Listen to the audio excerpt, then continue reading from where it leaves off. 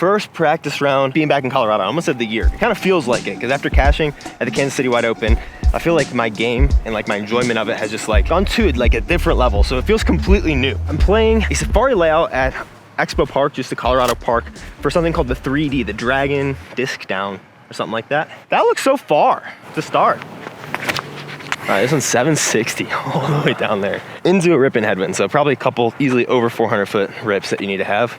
I'd like to be a little more right so I can attack it. That's better. One of the main reasons that's so much better is because all path and beyond are OB, so we're gonna be able to throw a big hyzer as our second shot on this hole, instead of what I'm gonna have to do here. I actually don't hate this, but I don't like having to throw a forehand into a headwind. And that's why that's OB. Get a skip. Oh no, don't need to throw that forehand. Maybe try to honor. This is one of the things that I really like to do during my practice rounds, which is figure out from each of the potential landing zones I'll be in, what comfortable shots I have getting to the basket. Stay safe for longer. For instance, the anhyzer, like I said, stays safer for longer, but I'm hoping to not have to play from this left side. So we're gonna practice from the shot that I turned over a little bit better.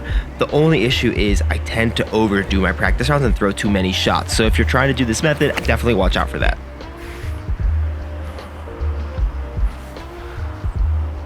This is the hard part about practice rounds because this that I forehanded, I want to throw here too. This did answer a big question I had on this hole, which is, do I have the power to get there into this 10, 15-inch mile-an-hour headwind? Answer is yes, from either position that I was at. Doesn't this basket look huge? This basket looks massive, right? I mean, compared to you? So you probably heard it a couple times now, but I'm actually talking with my caddy, or caddies plural, I guess, because it's a whole family who helped me out at How the West Was Won, the first league card appearance that I had. You guys might have seen that ace that I made during that tournament. Leaves my hand a little bit inside, but it should be a good shot no matter what. But that's one of the things that can also be helpful in a practice round, is to have the caddies there with you so that they can get a lay of how you're throwing and also give their input. I definitely mentioned this a decent bit in a lot of my practice rounds, but the name of the game for me is just seeing, can I birdie and what are the shots that I can birdie with, not playing for score. So hole 2, double mando between these trees. It's like 230 feet. You could punch something low at it. It is a tailwind. I kind of don't mind the high play. A little too much. Honestly, the grass is so grabby. I might just throw a firewood at it. Just try to ace it. Ooh. Oh. Still worked. It's been a lot of times when I've had like a little bit of ego with like, oh, it's 230 feet, so I should be throwing a putter, or it's 300 feet, I should be throwing a mid, where this shot right now, the easiest thing for me to do over and over and over again is throw an overstable 9-speed straight through that gap super low. That's what I'm gonna do. It's 230 feet. Just get the birdie. It doesn't matter what this kid used to do it. So Brandon, who runs these tournaments, does a really good job with giving us like course maps and OB breakdowns and like the lines when there's multicolored flags. It's OB. If it's 1, it's hazard. If it's blue, it's an island. I feel like he does such a good job with that. 290. Mando left of this tree, so you can't throw the big hyzer. But I still kind of think you can throw a little bit of a flex, because otherwise you got to hit that gap. I think we're going to do like the safer play, which is just an honor on hyzer. Oh, it's so low and terrible. Yeah, I think I really just like my most overstable 9-speed.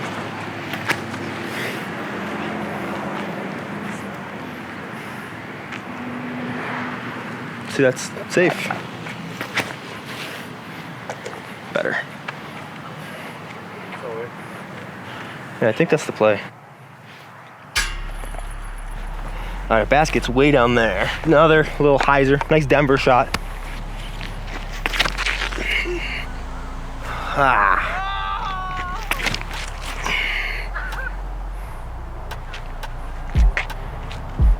That was the one tree to miss, but I think that's close. I don't know what the ground play is like. It's 454 to clear. We're going not to that basket you can see, but to one across the water. I call it 636. A short hyzer and then a long hyzer, see which one feels better. That one feels pretty OB to me. Actually, it's safe.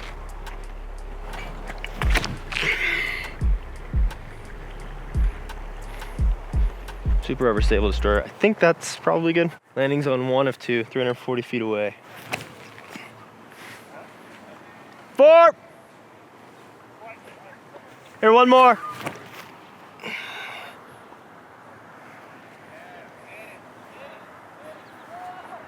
OB, dang. Of course, the one shot I wasn't recording, I tried from another landing zone because people were fishing the disc out, as you guys saw. I threw my ultra, Thought it cleared him, no problem. Ended up being a little short in the headwind, and it hits the one dude in the nuts. And the one thing I wasn't filming. That's the first thing he asked. The last time I was having a practice round, Chase aced. And now this time I had to do the nuts. Why don't I have all his content? Hole 6 is double mando about 310 feet. I'm just practicing both the backhand and the forehand depending on the wind. But I'm much more comfortable kind of dragging that forehand from right to left with my Firebirds. Especially because that pathfinder that I just threw pushed about 40-ish long. So I decided to practice the flex shot, which definitely turned out to be the best thing for the way that I'm liking to throw a disc right now. Much better.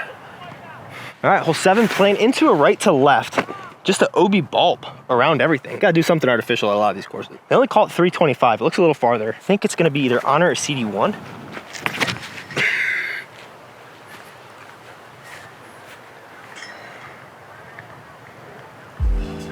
Feels pretty good, feels pretty good. It's always feeling a little like fluky when I just like throw the perfect shot off the first one, but I need to trust that I know my discs and know my decisions. I say this because there was another like 5 throws that I threw that I totally didn't need to. And just like stick to it. So I think we're gonna try to throw max 2 shots on the rest of these holes. But I mean, I'm gonna be playing my round in less than 15-ish hours. So definitely wanna take it a little easier. Honestly, probably just throw like 1 shot each if it's a good shot. Because I know I can execute in the tournament, and it's like, if I do it, it's not a fluky shot, you know what I mean? Oh God. Honor it is, for sure. Just pump a hyzer in there. Sheesh. Maybe even Firebird, honestly. Basket through here. There's a double mando between some trees that are down there. 505 par 4. You still do want it to be. Oh, those are way farther than I thought. Throw a destroyer. It's 425 to those trees. They just ranged, so that's a better shot. Playing darts, so not expecting a lot of skip. So I can throw my more over stable zone.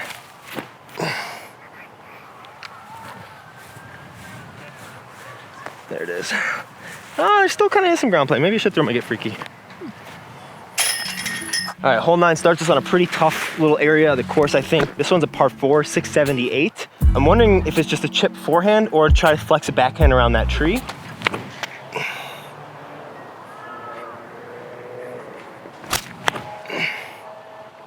Or throw the same forehand. It might be a backhand. Oh my gosh, dude. Those are 3 of the worst shots you could throw. Honestly, I might just throw a CD1. All right, our basket is up and to the left. This looked like a great spot until I got up here and it's like a patent pen. No headwind.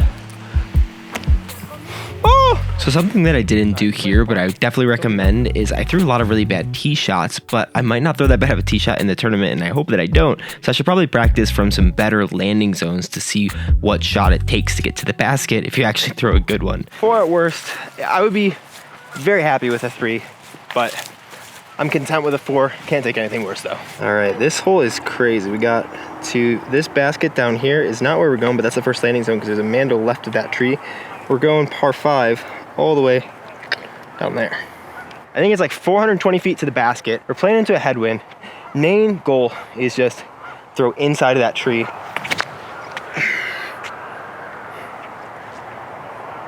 Just flat to hyzer. That's perfect. Basket is still a pump. This is a great drive though. That's perfect. It should be a pretty decently simple chip shot in from there. If my video stinks today, you guys know why. Like actually smells, not like it's bad.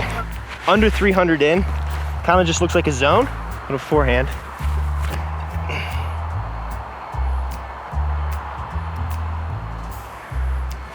I gotta stop trying to run all these. I keep thinking it's not gonna skip too much. I do need to be throwing this get freaky. Yeah, definitely need to be throwing that get freaky more. Also, that disc is from one of my caddies. He's 12, and that's for par. So, ha. Get freakies to play. Yeah, this ground is actually pretty hard right here, so good to know. That's honestly one of the main benefits I find in practice rounds is seeing how the ground action is. Because landing your disc on the ground is one of the most important skills in disc golf, and the ground's softness or hardness causes a lot of the difficulty. Hole 11 for us, you see tee at 13, that's for the AM day, which is the day after. 11 is an island hole. Basically, you just want to put it under the basket. It's only 275 feet. Should be relatively simple on a forehand or a backhand. Just depends on how the wind is blowing either into or off of that lake. Honestly, it might be worth it to just like throw a spike with the Firebird on the backhand too. But that should be pretty easy anyways. Good save for bogey. This is a triple. Tricky little hole, man to the left here. I think it's like 250 feet. And that's honestly all I'm gonna let myself say off the tee pad here, because I threw a couple shots to think about like a flex play. I thought that behind the basket there was gonna be some OB, and so I tried some pretty conservative flex plays to try to throw Anheuser through the Mando and then get back towards the basket. Except this is one of those holes where a really good idea is to walk towards the end of the hole, or at least look back at the tee pad from where the basket is, because it really showed me that I can go really high and really hard, not with the mid-range, but with something like a Firebird, and I don't have a lot of danger of juicing it past the basket into any sort of OB. So sometimes if you're having trouble figuring out a hole, definitely look at it back from the basket towards the tee pad, and it might unlock some things for you. Ooh.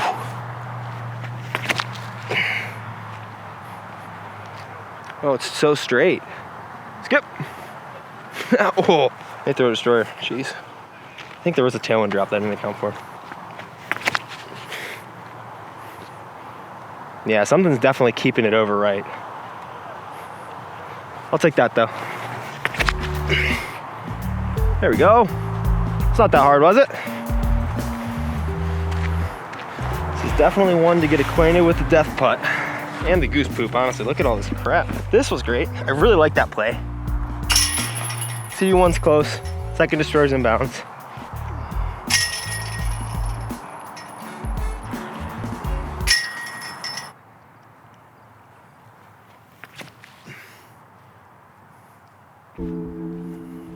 I'm going to be honest, this is getting to be the point in the practice round where it is not setting me up for success.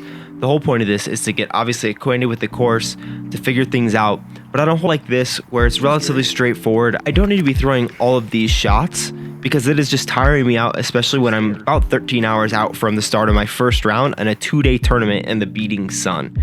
Recording this voiceover, the tournament's actually over. You'll get those rounds coming over the next couple of days, and I won't spoil anything for you now. But there absolutely was an effect on how much I was throwing on this day, because the next hole I started feeling something in my knee. Driving home, I felt something in my hand and my elbow, and those aren't things that are just going to go away for the tournament tomorrow. Even if you try to hydrate and eat well, which I was doing, there is too much when it comes to a practice round, and this practice round video might be an example of that. So interestingly, I'm in the point right now in my practice round where putting is going to be really bad for me because I've kept missing putts. And so I'm gonna stop putting for now, do a little bit of practice at the very end of the round. I just put out that hole, not on camera, and I think I missed like all of them. And it's just because I'm tired and I'm not feeling like I need to focus up, so I'm not. So no need to practice bad putts, practice making it before the tournament, and just figure out these holes and then do a lot of practice putting. That's intentional. Hole 15 is very interesting because there's 2 islands of OB. So you either have to get between them or super left, which I'm kind of trying to do here. The wind is not good for it, and the tee pad is honestly really well placed to make it really difficult for you to get to that super left landing zone. So I don't know if that's in between the landing zones or if it's over them all. I think it's in between. Luckily, I step up to both of my destroyers, and because I just threw them on pretty hard, like 80 to 90% hyzers, they're actually in the middle of the landing zone, which is kind of perfect. Benefits of not throwing crazy far. So I knew that if I could just make that repeatable shot with my overstable destroyer the next day, it should be relatively simple, and I can just chip up a zone like I try to do here as well. I'll put these ones out. And it does always feel good to get practice round birdies with your first shots because it makes you feel a little bit smart.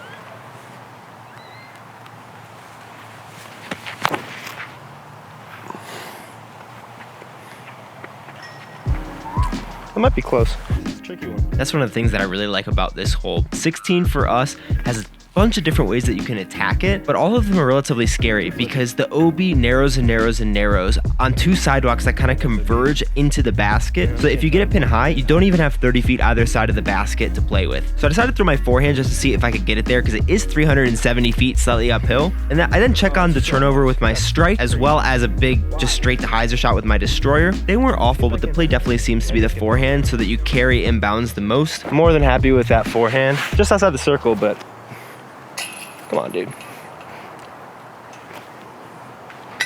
Okay, I definitely should have stuck to the no putting rule. 17 is a pretty cool hole in my opinion. We're playing through some baseball fields. So you have to play out to a landing zone and then straight up a gap, which is probably about 300 feet. And there's OB encircling the basket and a drop off behind it. So I think this is gonna be a great like second to last finishing hole.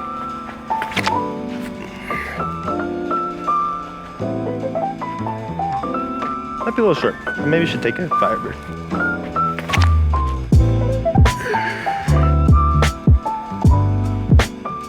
That looks better. Oh, that's also shanked, but that'll work.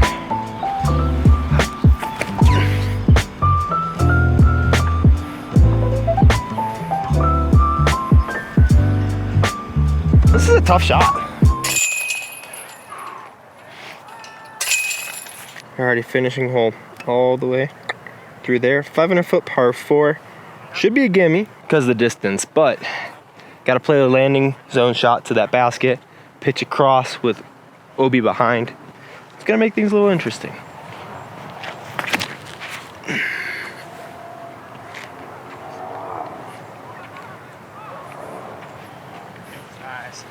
It's pretty much what you need.